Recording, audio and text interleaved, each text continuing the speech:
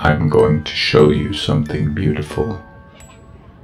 Every plan we make is brought to ruin by these so-called heroes, who cannot comprehend that the world as it is unsustainable. Humanity is a plague that must be eradicated in order for the New World Order to take over. In the past, we have struggled alone as the heroes fight to keep us at bay, to maintain the status quo. We need to show them that we will not be strung up like puppets in a show to prop up their egotistical ideals and need for hero worship from the cattle inhabiting this world.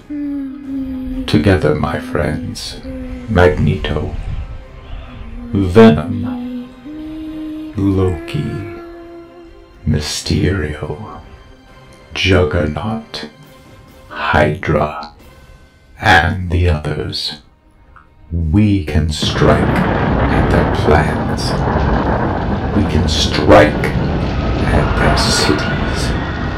We can strike at them. We can cut those strings that bind us to the human race. Join me, my friends. I had strings, but now I'm free. There are no strings on me.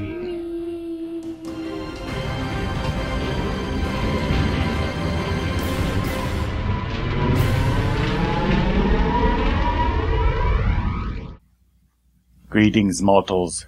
I am Loki.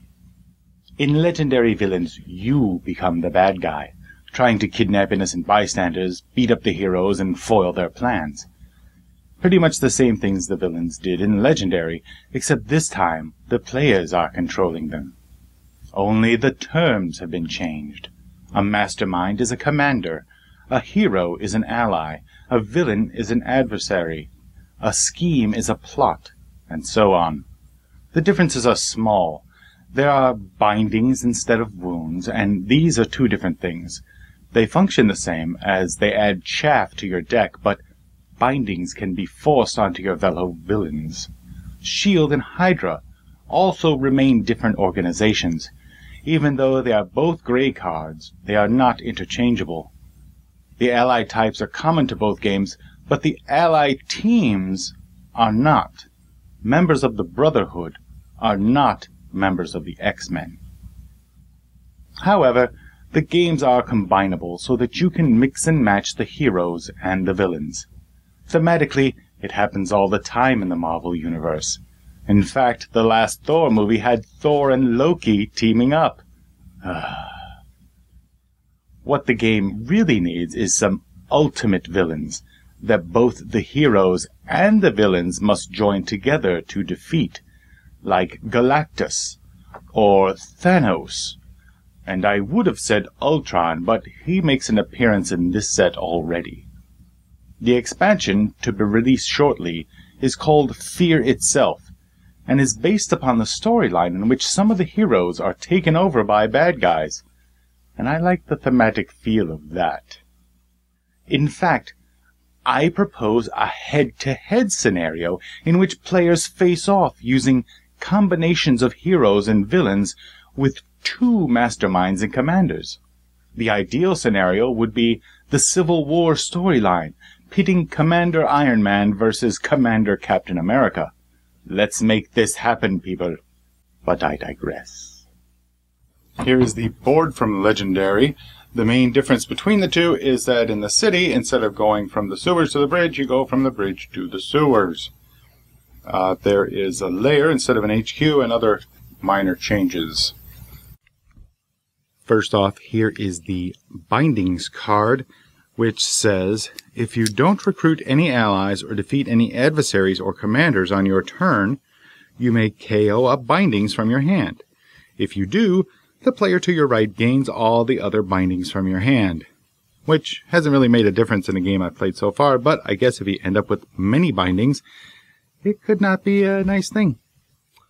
The commanders you'll face include Doctor Strange, but strangely enough, there's no Dormammu for you to fight him with. There's also Nick Fury, who will demolish your hand constantly. There's Odin, who will attempt to overwhelm you with Asgardian warriors.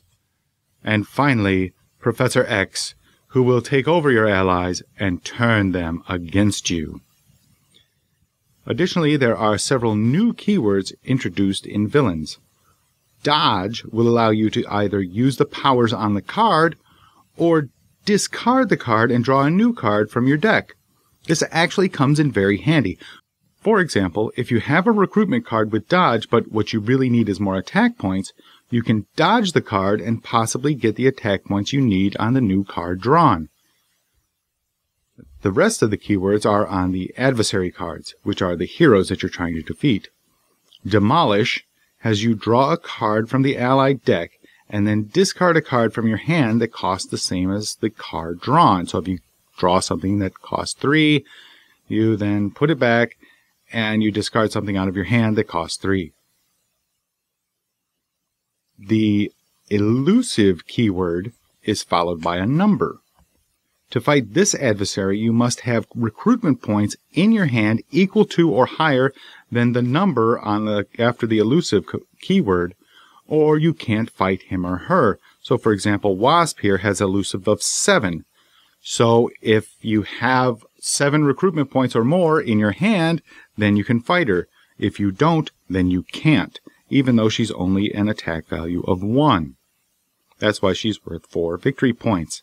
Still get to use those recruitment points for recruitment, so don't worry about that. Finally, the extreme attack keyword adds 1 attack point to each adversary who is in the city who has the extreme attack keyword. So if you have 3 adversaries in the city that all say extreme attack, for example, here's Storm and Nightcrawler and Colossus, if they were all 3 in the city at the same time, each of them would get +3 to their attack, so Storm would be worth 7 instead of 4. Villains also introduces 2 new generic cards, or gray cards as they're called. Madam Hydra costs 3 and has 2 recruitment points, plus the dodge keyword. However, to use those points, you have to discard a card from your hand, so she is useful, but at a cost. This other card is my favorite. The New Recruits card costs 2, provides 1 attack, and when you use the card, you place it back into the New Recruit stack and draw another card from your deck.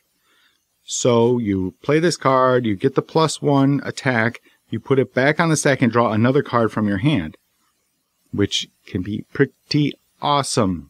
This is way more useful than you would think. With enough new recruits in your hand, you can cycle through a lot of your deck and build up some good attack points while keeping your deck nice and thin. Now, they don't replace the shield officers from Legendary, so if combining the games, you can actually use all 3 stacks if you wish, the Madam Hydra, the new recruits, and the shield officer, which is a good idea. The biggest difference in the play of the game is that villains don't necessarily get along, so there are many ally cards that can affect the other players. There's a lot more take that going on between players, making villains live up to its name.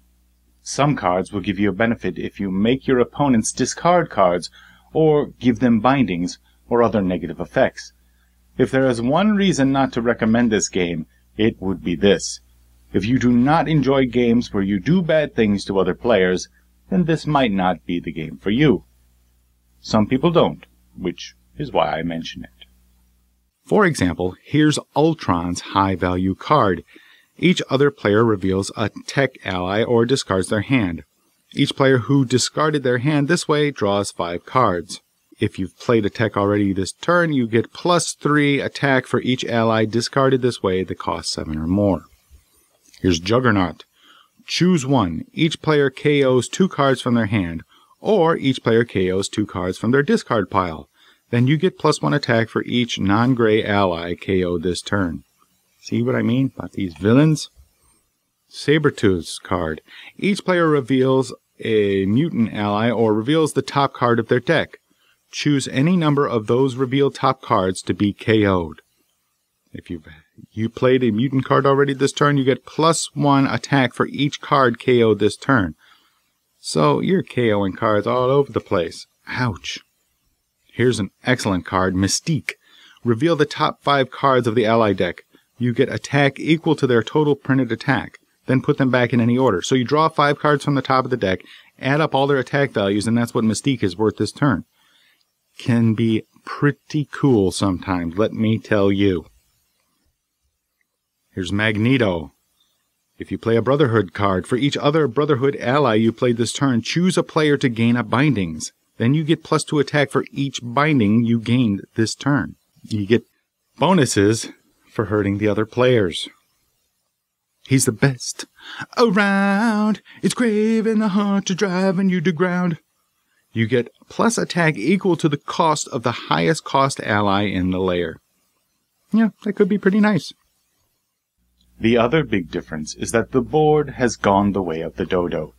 They've switched to a mouse pad material for their boards like they did with Legendary Encounters. And I like it a lot.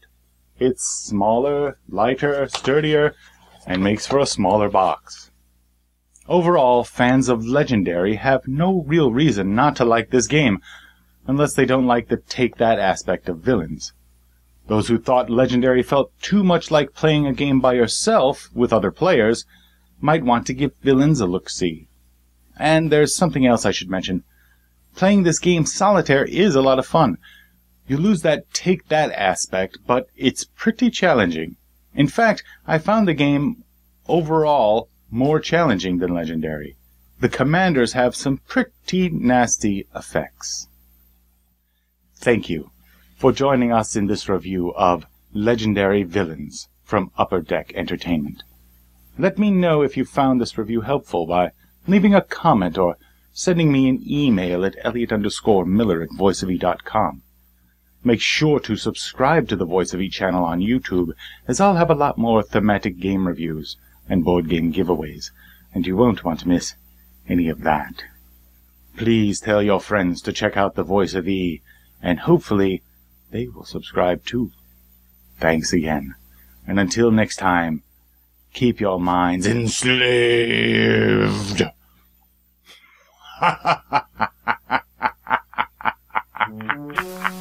Get me that signal. We need more power.